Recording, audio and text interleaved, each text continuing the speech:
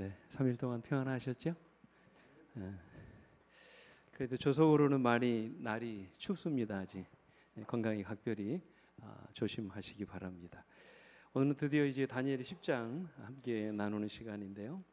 오늘 저는 이 다니엘 10장의 말씀 가지고 불확실한 현실 앞에서라는 그런 제목 아래 하나님 말씀 같이 나누도록 하겠습니다. 우리 다니엘 10장 18절부터 21절까지 말씀 우리 함께 교독하시겠습니다. 다니엘 10장 18절부터 21절입니다. 제가 먼저 읽습니다. 또 사람의 모양 같은 것 하나가 나를 만지며 나를 강건하게 하여 이르되 큰 은총을 받은 사람이여 두려워하지 말라. 평안하라. 강건하라. 강건하라. 그가 이같이 내게 말하매 내가 곧 힘이 나서 이르되 내 주께서 나를 강건하게 하셨사오니 말씀하옵소서.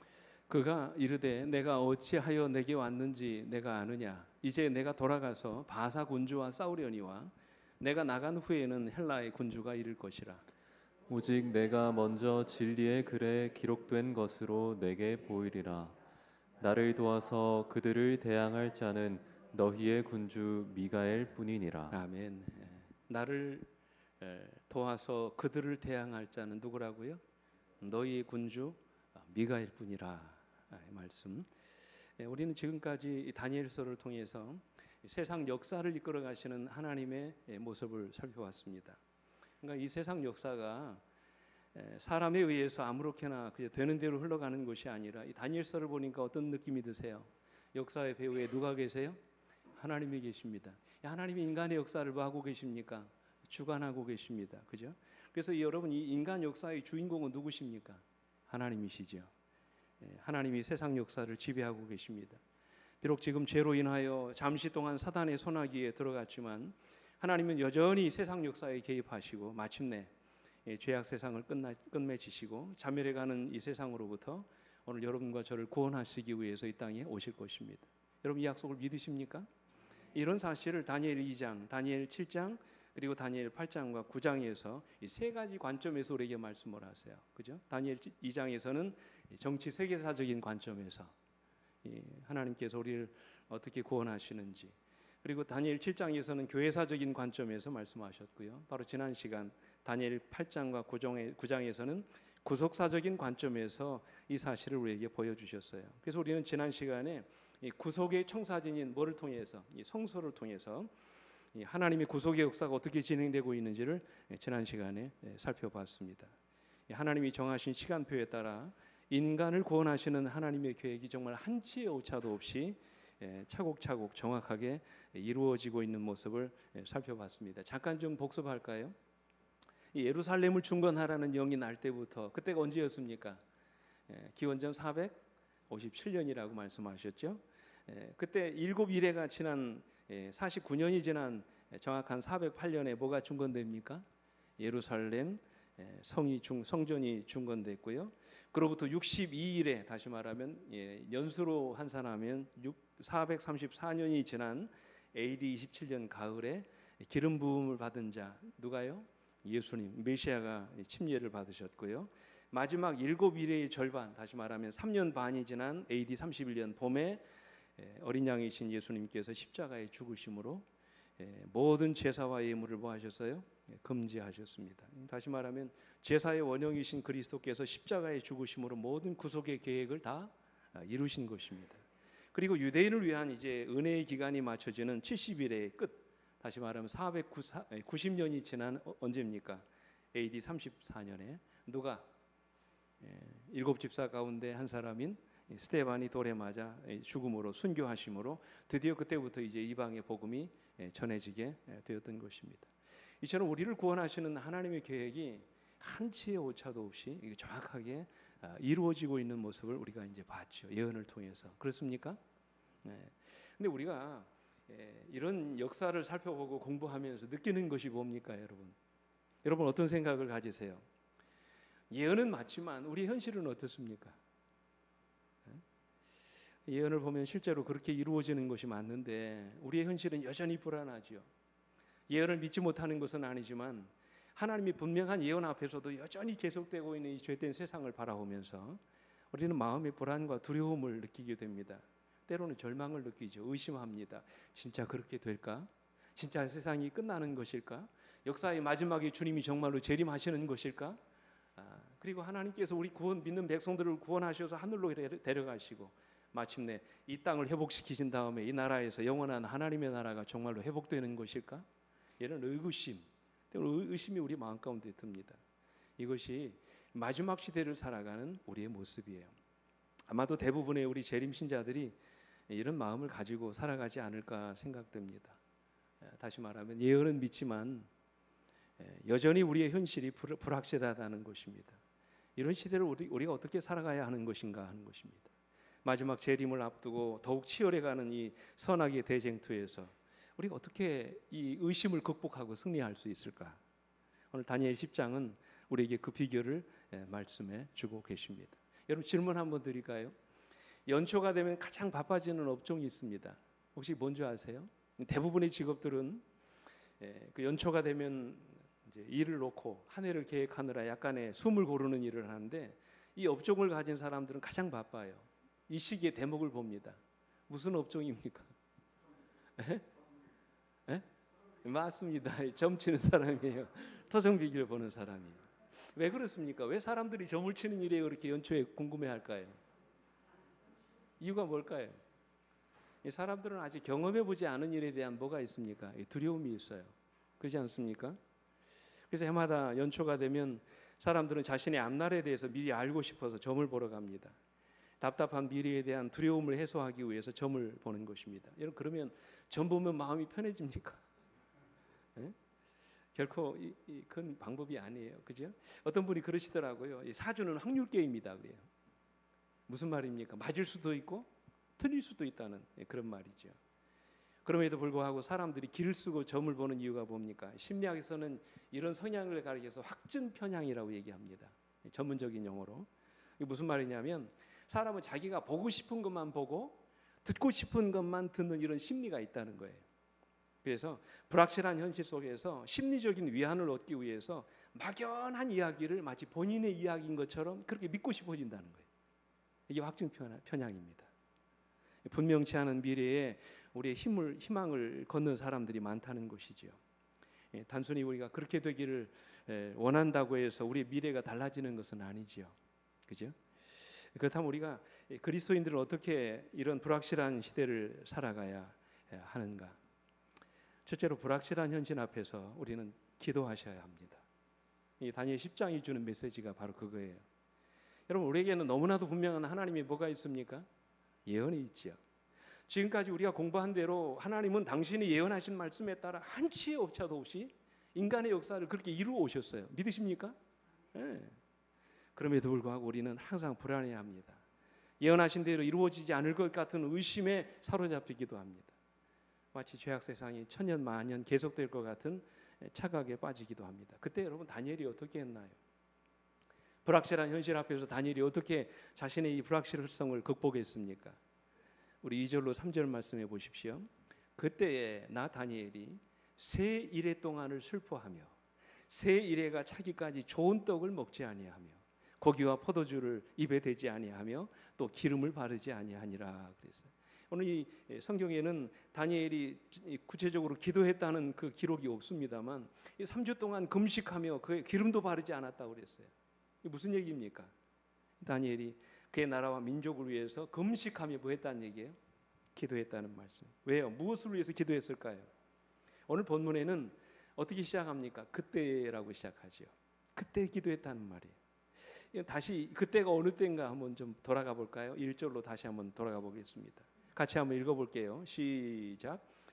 바사왕 고레스 제3년에 한 일이 벨드사살이라 이름한 다니엘에게 나타났는데 그 일이 참되니 곧 큰 전쟁에 관한 것이라. 다니엘이 그 일을 분명히 알았고 그 환상을 깨달으니라 그랬어요. 여러분 언제예요? 고레스 몇 년에? 제3년이라고 그랬어요. 여러분 그때 무슨 일이 일어났을까요? 이 일과 관련이 있습니다. 다니엘이 기도한 이유가. 그때 무슨 일이 일어났습니까? 큰 전쟁에 관한 것이라고 그랬어요. 우리 본교회 주석에서는 큰 투쟁이라고 그렇게 말씀하셨더라고요. 그때 무슨 일이 일어났을까요? 고레스 3년은 BC 기원전 535년경입니다. 그러니까 다니엘의 나이가 88살 되던 해였습니다. 그때 무슨 일이 일어났을까요? 그때 그 당시에 시대적인 상황과 이 페르시아 궁중 분위기를 고려해 볼 때 아마도 다니엘 9장 25절에 예언된 대로 곤란한 동안, 다시 말하면 성전 건축에 아주 큰 어려움이 생겼던 것 같아요. 고레스 원년에 성전 건축에 대한 조서가 내려지잖아요. 중단된 것입니다. 대략 4가지 정도로 이제 이해할 수 있습니다. 이미 2년 전에 고레스 원년에 1차 포로 귀환령이 내려졌지만 그들 가운데 고국으로 돌아간 사람은 약 42,360명밖에 안 됩니다. 대부분은 어디에 눌러 앉았냐면 그냥 포로지 이 바벨론에 눌러 앉았습니다. 이것이 다니엘의 마음에 굉장히 우울하게 만들었던 첫 번째 원인이었고요. 그리고 더 가슴 아픈 일은 본국으로 귀환한 이 사람들이, 유대인들이 하나님의 성전을 건축하는 일보다는, 여러분 학계를 읽어보십시오. 다 못 짓느라고요. 자기 집 짓고 자기 할 일 하느라고 전혀 성전을 재건하는 일에는 관심을 갖지 않았다는 그 슬픈 소식이 들려옵니다.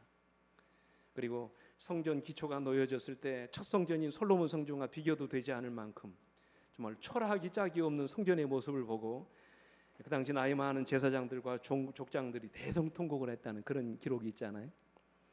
에스라 3장 12절에 그 기록이 나옵니다. 게다가 결정적인 사건은 뭡니까? 성전 건축이 시작되는 날부터 난관에 부딪힙니다. 사마리아 사람들이 자기들이 성전 건축을 와서 뭐 한다고 돕겠다고 얘기합니다. 그런데 여러분, 그들은 이 땅에 남아있던 북방 이스라엘 민족의 혼혈족이었습니다. 후손들이었습니다. 그들은 다 우상을 숭배하는 민족들이었습니다. 섞인 민족들이죠. 그래서 그들이 성전 건축을 한다고 제안했을 때 그들의 제안을 거절했던 것입니다. 그런데 그때부터 그들이 유대인들을 적대시하고 조직적으로 성전 건축을 방해하기 시작합니다. 페르시아의 정부에 공식적으로 공사준단을 요청합니다. 그 기록이 에스라 4장 5절 6절에 나옵니다. 한번 읽어볼까요? 시작. 이로부터 그 땅 백성이 유다 백성의 손을 약하게 하여 그 건축을 뭐하되? 방해하되 바사왕 고레스의 시대로부터 바사왕 다리오가 즉위할 때까지 관리들에게 뇌물을 주어 그 계획을 뭐 했다고요? 막았다 그랬어요. 뭐라고 합니까? 유대인들은 반역으로 이름난 민족입니다. 바벨론의 포로가 되어 가기 전에도 얼마나 자주 바벨론을 반역했는지 아십니까? 당신들이 유대인들을 몰라서 그렇습니다. 뭐 이런 내용입니다. 그들이 만약에 예루살렘 성전을 재건하고 나면 가만히 있지 않을 것입니다. 당신의 민족에 대해서 반역을 일으킬 것입니다. 그러니 성전 건축을 뭐 해야 됩니다? 중단해야 합니다. 계속해서 편지를 씁니다. 그래서 예루살렘 성전의 중건령을 내렸던 고레스 왕의 마음이 흔들리기 시작했던 것입니다. 자신이 내린 조서에 대해서 우려의 목소리가 여기저기서 들려오는 것입니다. 그러니까 이 고레스도 어떻게 합니까? 자기가 조서를 내려놓고 내가 이래도 되나 마음에 이제 의구심이 생기게 된 것이죠.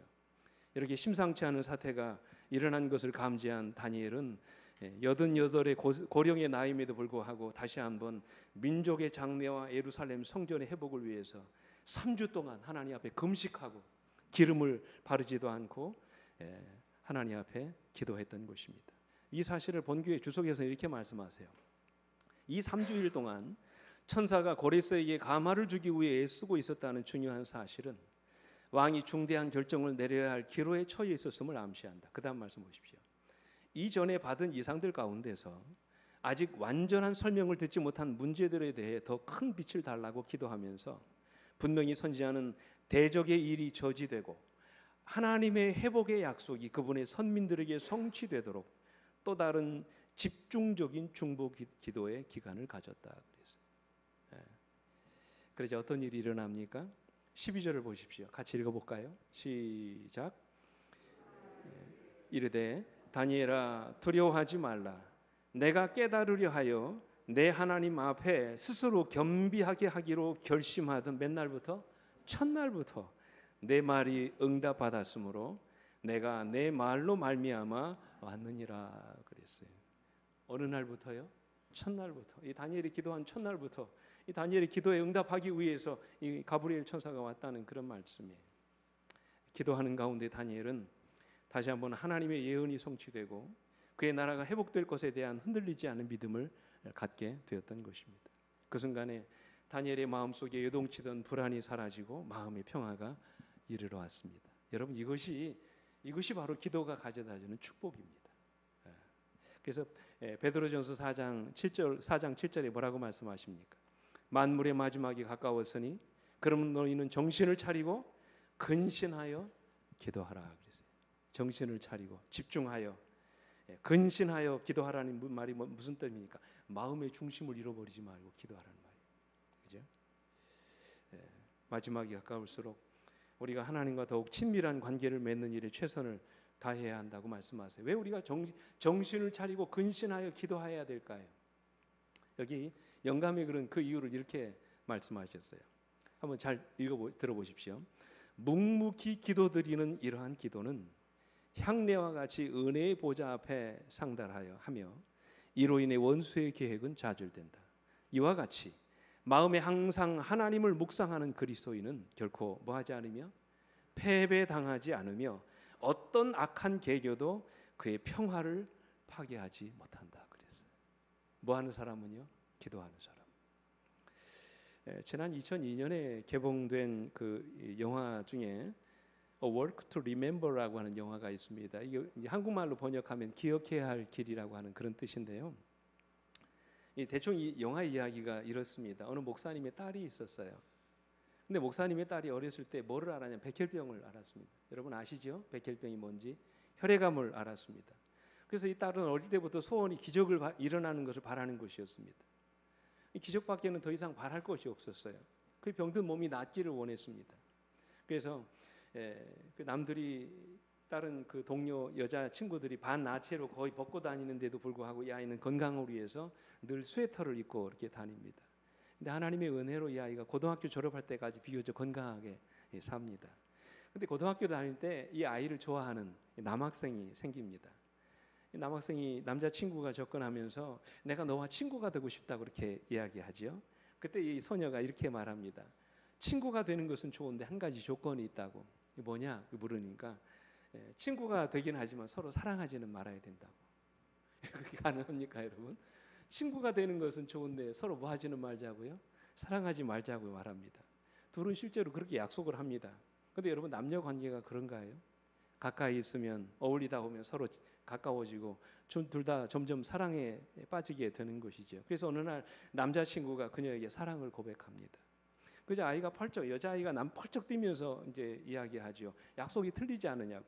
사랑하면 안 된다고 약속했지 않느냐고. 그러면서 자신을 사랑하면 안 되는 이유를 이야기하죠. 왜 그래요? 나는 무슨 병이 걸렸기 때문에? 백혈병이 걸렸기 때문에 이제 곧 죽을 병이기 때문에 나를 사랑하면 안 된다고 얘기합니다. 언제 죽을지 모르는 사람을 왜 하려고 하느냐고 이야기하죠. 근데 남자친구가 이 문제를 고민을 많이 합니다. 자기 사귀는 사랑하는 여자친구가 백혈병에 걸렸다는 그 슬픈 이야기를 듣고 고민합니다. 근데 이 아이가 고민하다가 백혈병에 걸린 그 여자친구를 사랑하기로 결심합니다.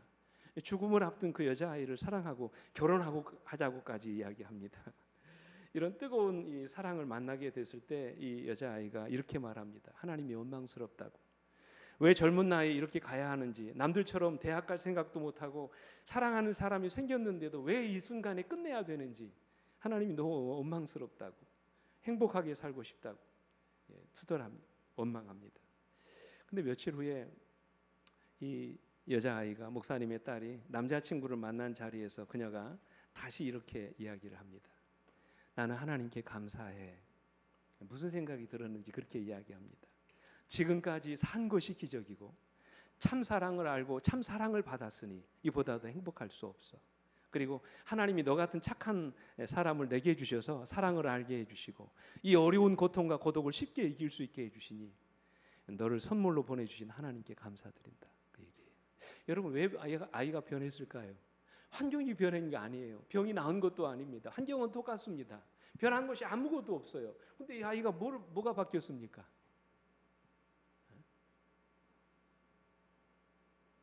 여러분 우리가 언제 이런 변화를 경험해요? 기도할 때입니다. 그죠?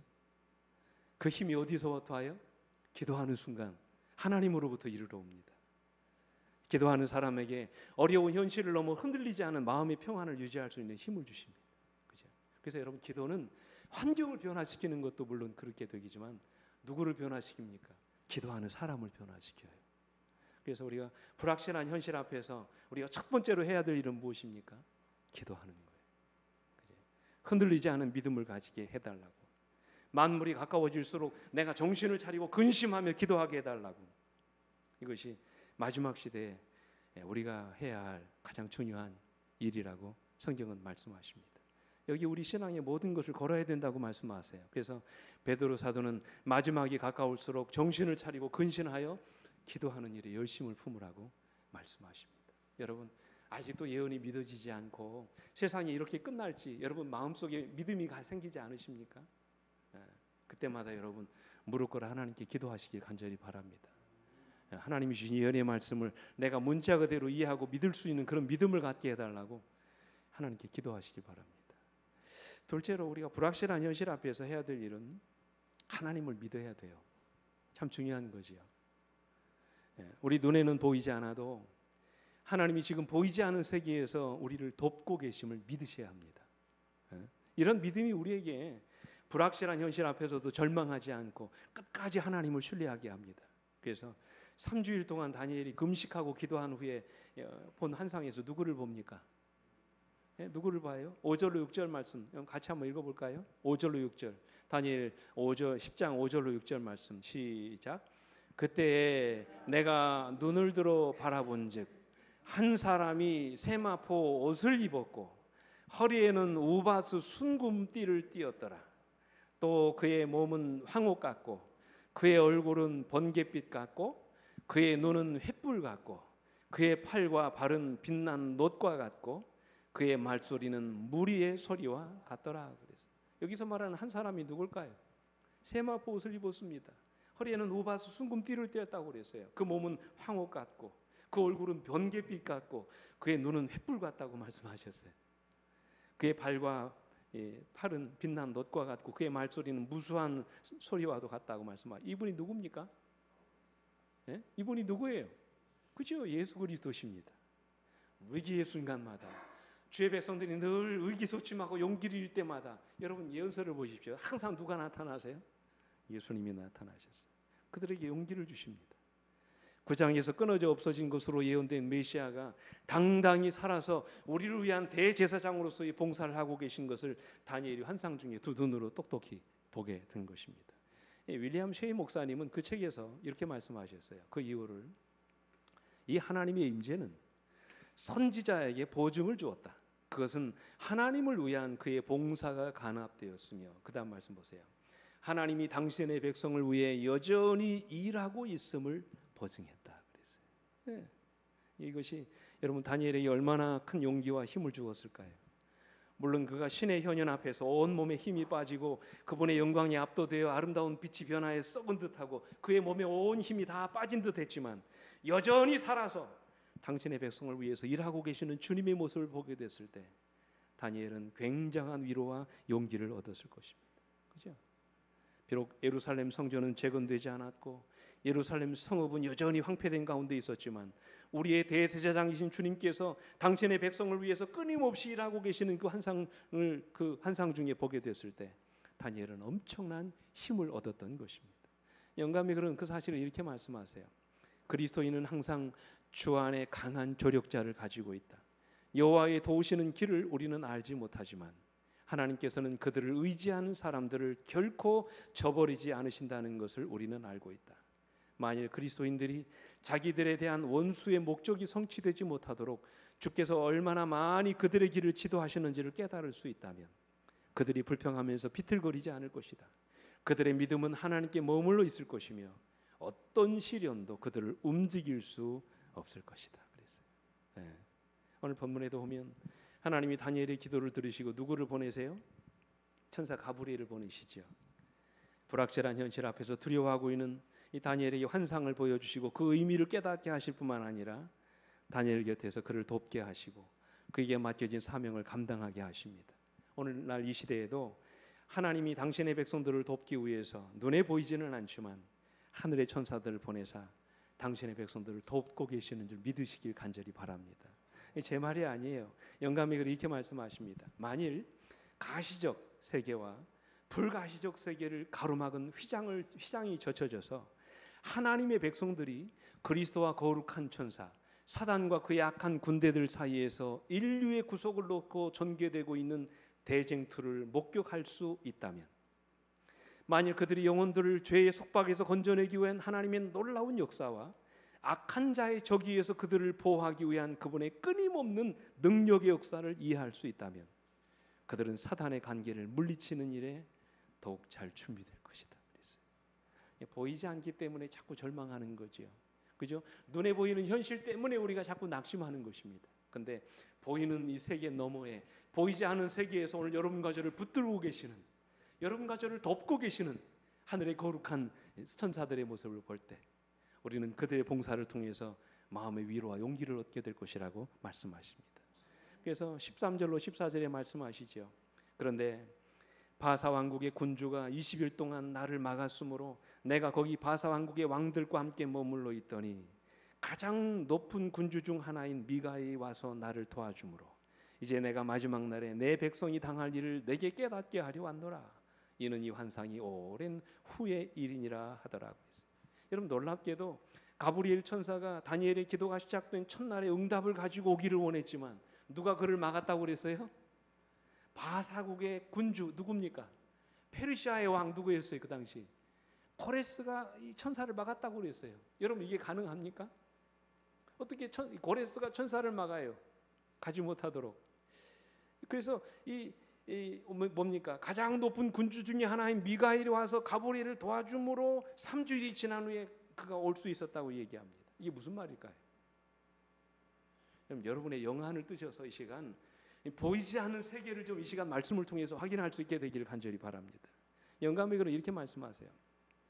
선지자 다니엘을 통하여 우리는 이 선의 군대와 악의 군대 사이에 있는 큰 투쟁을 한눈으로 본다.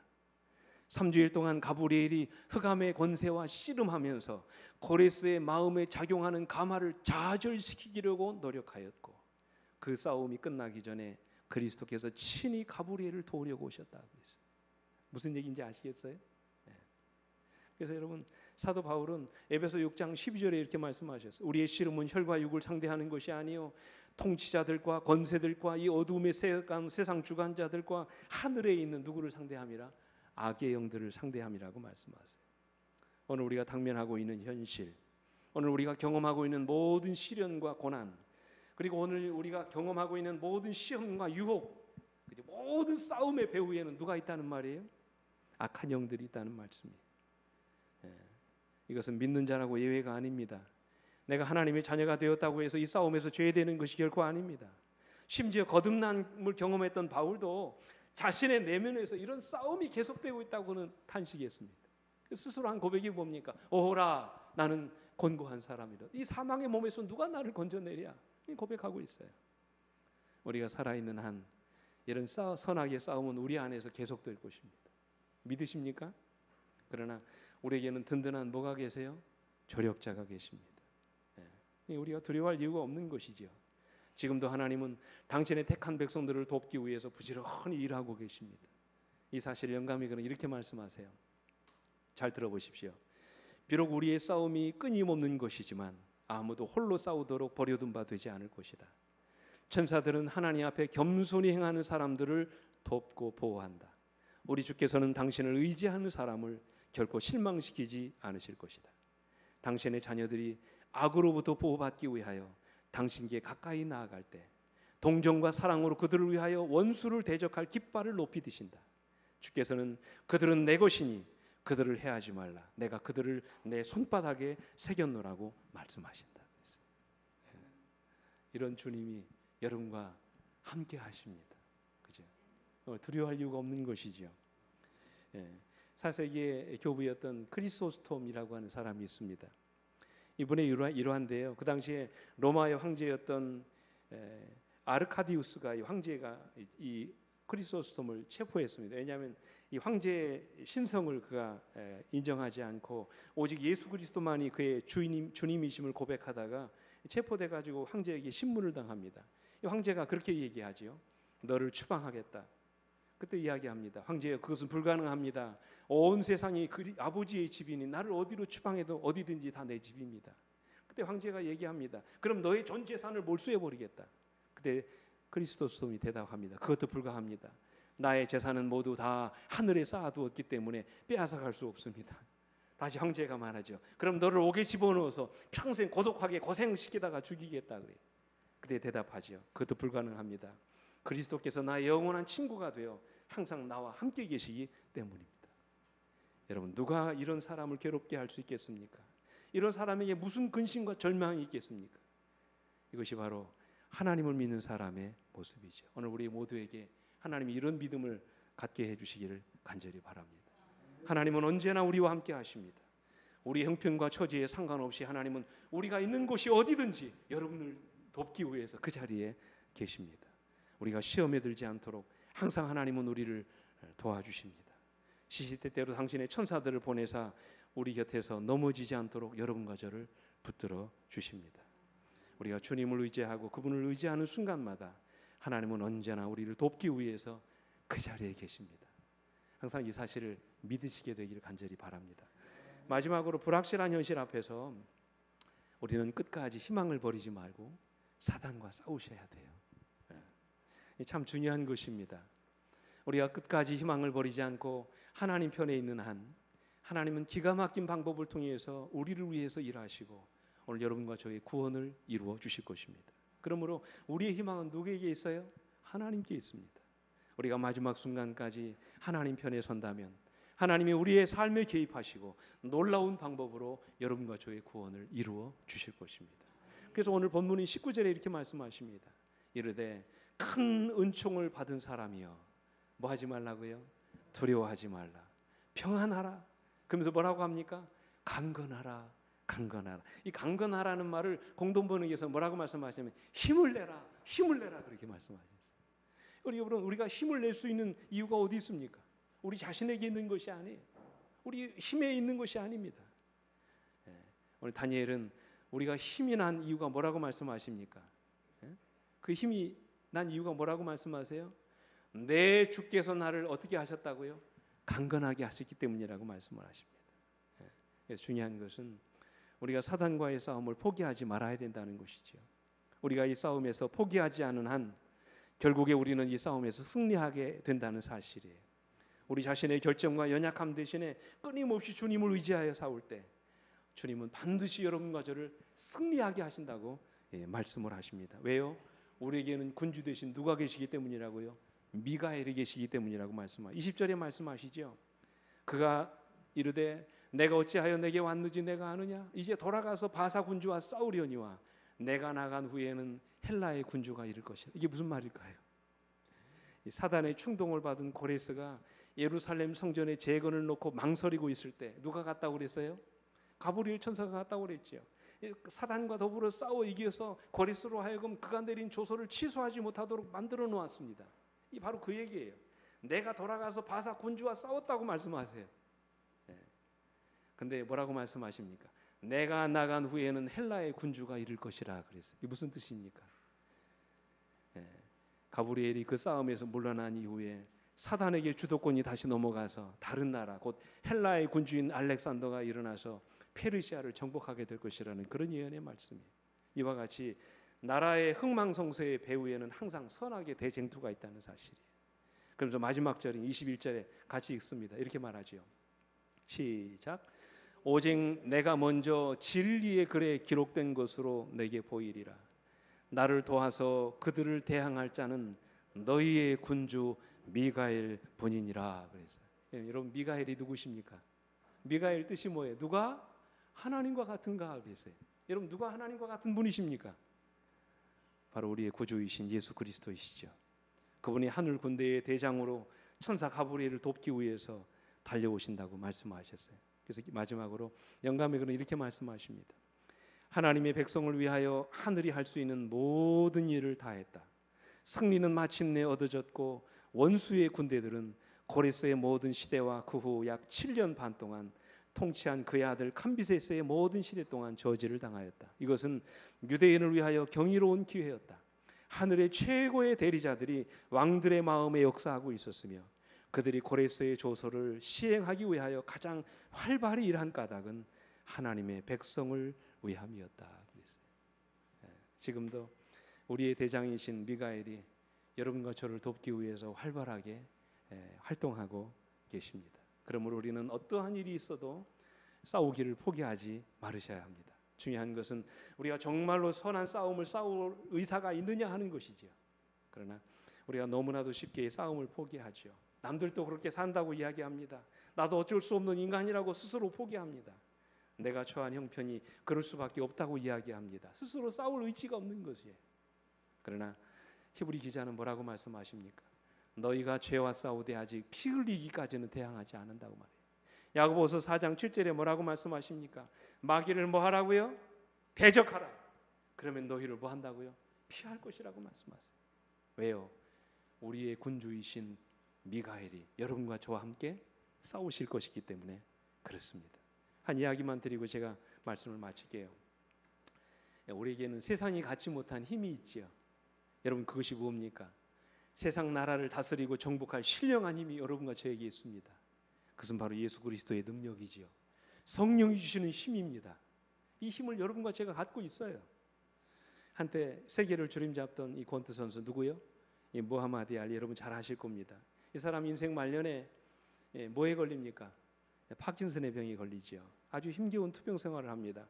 이분이 TV에 한번 출연을 했는데 마이크도 제대로 들지 못해가지고 손이 떨리는 그런 모습을 보고 그 당시 앵커였던 아나운서가 그에게 묻습니다. 어쩌다가 이렇게 몹쓸병에 걸렸느냐고. 그렇게 얘기합니다. 그때 그가 이런 말을 해요. 사람보다 하나님이 더 강하시다는 것을 입증하기 위해 제가 이 병에 걸렸습니다. 그렇습니다, 여러분. 인간의 힘은 연약합니다. 그러면 여러분 우리가 누구를 의지하시겠습니까? 오직 우리의 힘은 주님께 있습니다. 능력 주시는 자 안에서 우리 모두가 모든 것을 할 수 있습니다. 그러므로 사랑하는 성도 여러분, 우리도 승리할 수 있습니다. 부디 주님 안에서 승리하시게 되기를 간절히 바랍니다. 우리 스스로 싸워 이기려 하지 말고 모든 싸움의 결과를 주님께 맡기고 주님이 이 싸움에서 나를 이기게 하시도록 매 순간 주님을 의지하심으로 승리하시게 되기를 간절히 바랍니다. 우리의 군대의 장관 되시는 미가엘, 주님께서 여러분과 저를 도와주실 것입니다. 주님 안에서 날마다 승리하는 여러분과 모두가 되기를 간절히 바라면서 말씀 마치겠습니다. 함께 기도하시겠습니다. 아버지 하나님, 오늘 또 말씀으로 우리에게 용기 주시니 감사합니다. 항상 우리는 불확실한 시대를 살아갑니다.